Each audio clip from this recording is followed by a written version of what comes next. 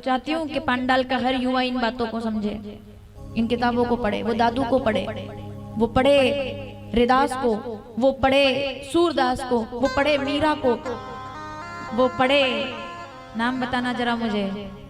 इन युवाओं से मेरा निवेदन है, थोड़ा मोबाइल की चकाचौंध से बाहर निकल करके कभी सुकून पाना है तो किसी किताब को सीने पर रख करके देखो, आपको बहुत गजब की नींद आएगी, क्योंकि वो किताब आपको ज्ञानी बनाएगी। किताब पढ़ते पढ़ते सो जाने वाली पीढ़ी अब नहीं रही। अब हाँ, आंखें थक जाए तब नींद आए, वो पीढ़ी है अब चकाचौंध वाली। लेकिन किताब पढ़ने वाले लोग मेरे सामने बैठे हैं, बताना मुझे जरा, वो खुशबू किताब जब पहला पन्ना खुलता था और वो जो खुशबू उठती थी उस पहले पन्ने से, वो किताब पढ़ते पढ़ते सो जाना, वो बुक मार्क लगा करके और अगले दिन वापस वहीं से कहानियों को पढ़ना, चिंतनशील यात्रा करना, पुराणों को पढ़ना।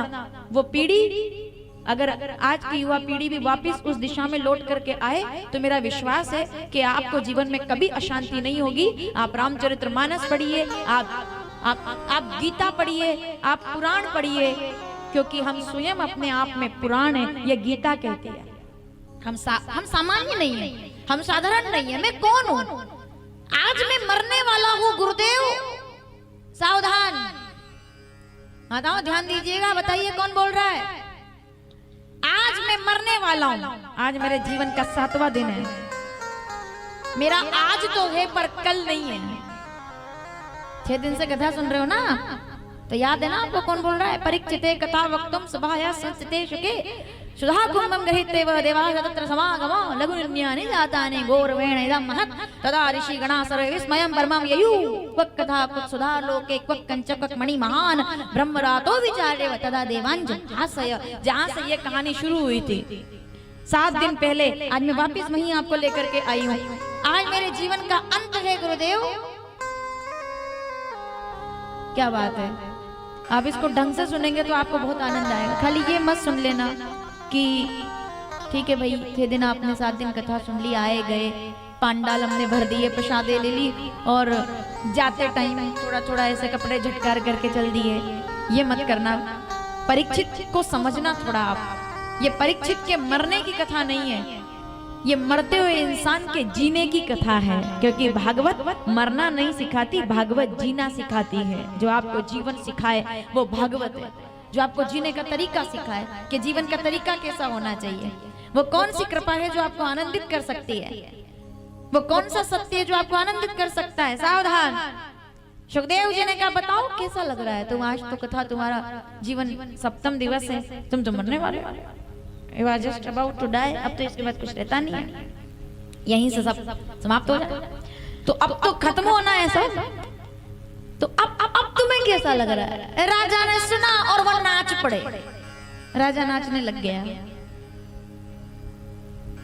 भाव समझना, भाव एक एक शब्द ढंग से सुनना तो आपको समझ में आएगा। तो वो नाच पड़ा राजा परीक्षित, समझ रहे हो? सूर्यास्त होने के बाद तक्षक आएगा, दंश देगा, कहानी खत्म। और जो जिसके साथ ये होने वाला है वो नाच रहा है। तो गुरुदेव ने कहा, तुम्हें डर नहीं लगता क्या? तुम मरने वाले हो, तुम्हारे अंत की यात्रा प्रारंभ होने वाली है, तुम्हें डर नहीं लग रहा? तुम तो मरने वाले हो। पहले दिन आए तब तुम रोते थे, आज तुम मुस्कुराते हुए मेरे सामने बैठे हो, नाच रहे हो, हंस रहे हो। तो ये सच में नाच रहे हो या कोई ऐसे ही पागलपन है? पागल हो गए हो, मरने वाले हो? तो राजा जी कहते हैं, नहीं गुरुदेव, मैं पागल नहीं हुआ हूं, अब तो मैं होश में आया हूं और मैं आपसे कहता हूं कि मैं नाच रहा हूं। आज मुझे मरने का कोई डर नहीं है। और दुनिया कहती है कि आज मेरा अंत है। पीछे तक के बैठे लोग, विद्वान लोग, जरा मेरी बात पर थोड़ा सा ध्यान दीजिएगा। राजा कहते हैं, लोग कहते हैं आज मेरे अंत की यात्रा है, लेकिन आज से 5000 साल के बाद भी जब जब भी 52 केरा जैसे किसी छोटे से गांव से लेकर के महानगर तक जब जब भी भागवत कथा गाई जाएगी तो सबसे पहले मेरा नाम याद किया जाएगा। इसलिए ये मेरे अंत की नहीं, अनंत यात्रा प्रारंभ हो रही है। मेरे अनंत की यात्रा, जिसका कोई अंत नहीं। अनंत, मेरी अंत यात्रा नहीं है ये मेरी अनंत यात्रा प्रारंभ हो रही है। मैं क्यों मुस्कुरा रहा हूं? मैं जब आया तब मैं मरने से डर रहा, हाँ मैं मरने से डरता था, कि मैं मर जाऊंगा। ये क्षिति जल पावक गगन समीरा, रामचरितमानस किष्किंधा कांड 10वां दोहा दूसरी चौपाई। क्षिति जल पावक गगन समीरा, पंच रचित अति अधम शरीरा। ये मिट्टी मिट्टी में मिल जाएगी, हवा पानी जल वायु आकाश सब पंच तत्व विलीन हो जाना है मुझे। मैं डरता था पहले दिन, लेकिन अब मैं मुस्कुराता हूँ। माताओं समझ में आ रहा है आपको? आज कथा का 7वां दिन है तो राजा नाच रहे हैं, जबकि उनको मरना है, तक्षक दंश देगा, पर वो खुश हो रहे हैं। और जब उनके पास पहले दिन वो आए तब 7 दिन बाकी थे तो वो रो रहे थे। आज कुछ भी नहीं बचा तो हंस रहे हैं। देखो समझने वाली बात तो है ना। ये सवाल तो उठना चाहिए कि पहले दिन रो रहे थे अब क्यों हंस रहे हो। ठीक है, जवाब सुनना आप, मुझे बहुत अच्छी लगती है ये कथा। तो सुखदेव जी ने पूछा कि क्यों तुम मुस्कुराते हो? तो राजा कहते हैं गुरुदेव यही तो बात है, जब मैं पहले दिन आया तो मैं ये सोच करके दुखी हो रहा था कि मेरे पूर्वज मेरे लिए सब कुछ अच्छा अच्छा छोड़कर गए थे, लेकिन अगर काश कि वो एक गलती ना करते और मेरे लिए सोने का मुकुट खजाने में छोड़ करके नहीं जाते तो जरासंध का मुकुट लगा करके मैं शिकार खेलने के लिए नहीं जाता और कभी मेरा सर्वनाश ऐसा नहीं होता जैसा अभी हो रहा है। ठीक है, ये मैं पहले दिन सोच रहा था, इसलिए मैं दुखी था कि मेरे पूर्वज मेरे लिए मुकुट छोड़कर गए। अरे ना ही जाते छोड़कर, मुकुट छोड़ करके गए तो मैं बर्बाद हो गया।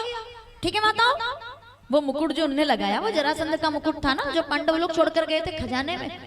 तो राजा रो रहा था पहले दिन श्राप के बाद कि मुझे दुख था कि मेरे पूर्वज, और केवल सुनना मत, घर जाकर के विचार करना इस बात पर, इस जवाब पर कि मेरे पूर्वज मेरे लिए सोने का मुकुट छोड़ करके गए थे।